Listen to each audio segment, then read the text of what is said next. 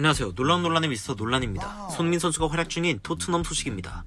토트넘이 맨시티전을 3대0으로 패하면서 맨시티는 선두 자리를 굳히게 되었습니다. 에버튼과의 120분 혈투 후 얼마 지나지 않아 맨시티전을 치르게 된 토트넘이었으며 맨시티는 확실히 준비할 수 있는 시간이 있는 상황이었기 때문에 이 경기는 맨시티의 우세를 예상하는 사람들이 당연히 많았던 경기였지만 그럼에도 불구하고 토트넘은 낮은 기대보다도 낮은 경기력으로 이 맨시티에게 허무하게 무너져버리는 모습을 보여주기도 했습니다. 그렇기에 전 아스날 감독이었던 아르센 벵거 감독이 이 감독에서 무리뉴의 문제에 대해서 지적을 하기도 했는데요. 현재 손흥민 선수가 공격진에서 유일하게 믿을 수 있는 단짝인 해리 케인에 대한 이야기가 현지에서 큰 화제가 되었습니다. 이 케인의 몸 상태가 아직은 완전 회복되지 않은 것 같다는 이야기인데 과연 무슨 이야기인지 바로 들어가 보시죠. 케인은 토트넘이 패했던 리버풀전 경기에서 전반전 끝나고 부상으로 교체되었습니다. 하지만 웨스트브롬위치전에 복귀하며 예상되었던 부상 회복 기간인 2주보다도 더 짧은 시간 내에 다시 복귀하는 엄청난 회복 속도를 보여줬습니다. 그리고 에버튼전에서는 선발이 아니었지만 후반에 교체 투입 후 약 60분가량 소화하며 뛸 수 있는 상황이라는 것을 보여주고 맨시티전에는 선발로 나서기까지 했습니다. 하지만 아르센 벵거 감독은 이 영국 국적의 스트라이커가 잔부상이 아직 있는 듯하다며 무리뉴가 케인을 선택한 것은 문제였다고 평가하기도 했습니다. 맨시티전 시작 전부터 말했지만 요리스가 최고의 상태가 아닌 듯합니다. 하지만 케인 역시 마찬가지입니다. 케인은 신체적으로, 체력적으로 이러한 치열함을 견딜 준비가 안 되어 있습니다. 벵거가 이러한 판단을 한 이유는 맨시티전에서 케인이 파울을 당했을 때 그 파울의 강도보다 훨씬 강하게 통증을 호소했기 때문인데요. 그 장면을 보고 아르센 벵거 감독은 이렇게 이야기했습니다. 제가 봤을 때 케인은 여전히 발목이 안 좋은 듯한 상황이며 그가 크지 않은 접촉이 일어났을 때에도 빠르게 주저앉았습니다. 그러한 핸디캡이 있으니 토트넘은 어려운 경기를 하게 될 수밖에 없습니다. 이 해당 경기 장면을 보신 분들은 해리 케인이 주저앉았을 때 분명히 불안한 느낌이 드셨을 텐데요. 손흥민 선수 발목의 태클도 마찬가지였죠. 정말 손흥민 선수와 케인이 뛰며 느낄 체력적인 부담을 생각하면 언제 부상이 터져도 이상하지 않은 토트넘의 현 상황이기는 합니다. 게다가 무리뉴의 토트넘은 수비를 해도 비효율적인 압박으로 인해 경기 내내 지속적으로 체력적으로 힘들 것이란 평가 역시 이어졌습니다.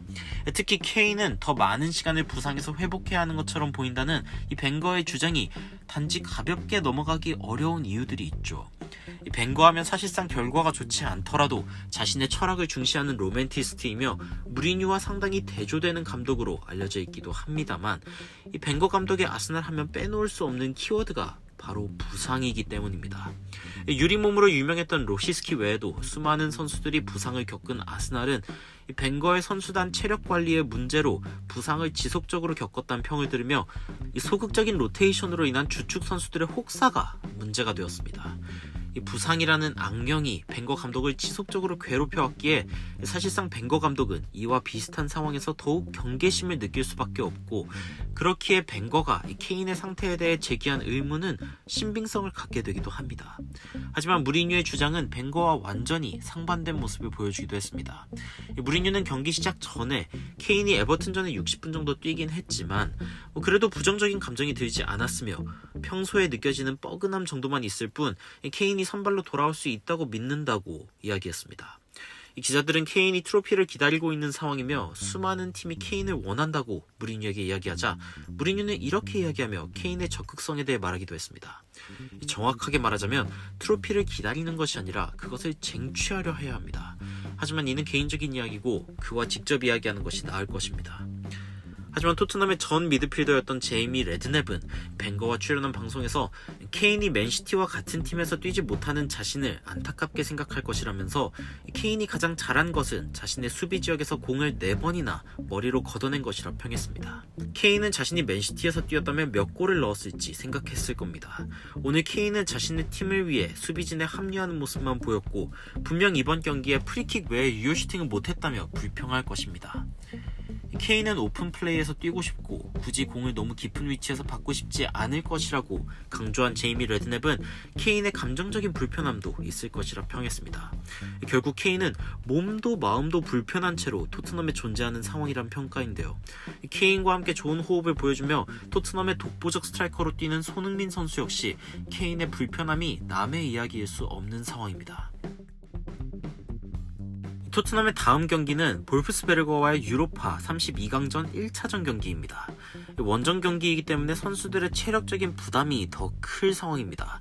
이제는 조별리그가 아니라 토너먼트의 단계에 들어선 만큼 무리뉴 감독은 예전만큼 다양한 선수들을 활용하며 경기에 나설 수 없게 되는 상황입니다. 그래도 볼프스베르거는 이 무리뉴가 조별 예선에서 만났던 라스크보다도 낮은 순위의 오스트리아 팀이며 로테이션을 돌릴 가능성은 충분하지만 경기가 원하는 대로 풀리지 않을 경우에 손흥민과 케인, 호이비에르를 비롯한 미들맨들을 다시 한번 활용해야 할 수도 있습니다. 하지만 현재 FA컵 탈락과 맨시티전 패배로 분위기가 최악인 토트넘이 과연 주전이 빠진 멤버로 볼프스베르거를 이길 수 있을지 역시 미지수인데요. 이 경기 이후 또 하나의 런던 더비인 웨스트햄전이 다가오는 상황이기에 어쩌면 웨스트햄 경기 후에 있는 홈 경기에 더 많은 것을 거는 것도 무리뉴에겐 또 하나의 선택지가 될 수 있는 상황입니다. 하지만 가능성이 있는 유로파에 전력으로 임하지 않다가 탈락할 시엔 그야말로 돌이킬 수 없는 상황이 발생할 수도 있기 때문에 무리뉴 감독은 여전히 고민이 많을 수밖에 없는 상황이죠. 무리뉴 감독은 그래도 이번 경기에 앞서서 선수들이 하루 쉴 수 있으며 체력적으로 끌어올릴 수 있는 시간이 있다고 평가했습니다. 하지만 이번 시즌 34경기에서 총 2600분 이상을 뛰고 있는 손흥민은 단짝인 케인과 함께 다음 원정 경기에서는 쉴 수 있었으면 좋겠다는 생각이 드네요. 해외의 한 매체에서는 무리뉴가 케인과 손흥민을 위로해줘야 했다며 맨시티전 이후 그 어느 때보다도 심기가 불편한 두 사람을 조명했습니다. 레드냅은 토트넘이 무리뉴 부임 후 수비진이 지속적으로 바뀌고 있기에 실수가 늘어나는 것 역시 여기서 기인한다고 평가하기도 했습니다. 하지만 이러한 수비의 불안정이 토트넘에게 새로운 뉴스가 아니며 오히려 케인을 비롯한 손흥민, 호이비에르 등의 선수들이 무리한 기용에 결국 빛을 잃게 될 수도 있는 토트넘의 상황입니다.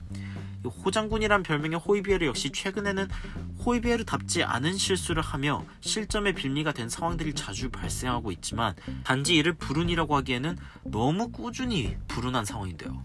정말 웬만해서는 손흥민 선수를 쉬게 해줬으면 좋겠다는 마음이 안 들지만 이번만큼은 손흥민과 케인 없이도 이기는 토트넘의 모습을 보고 싶습니다. 과연 무리뉴의 토트넘은 주변의 걱정에도 불구하고 기어코 이번 시즌 트로피를 들어올릴 수 있는 또 다른 기회인 유로파 경기에서 붙박이 주전에게 휴식을 주면서도 좋은 모습을 보여줄 수 있을지 응원하는 마음으로 지켜보도록 하겠습니다. 오늘 영상 여기까지입니다. 여러분들의 의견 어떠신지 댓글 남겨주시면 더 좋은 영상으로 찾아뵙겠습니다. 추가적으로 흥미로운 외신 소식이나 해외 반응 있으면 전달드리도록 하겠습니다. 논란 저해드리는 미스터 논란이었습니다. 시청해주셔서 감사합니다.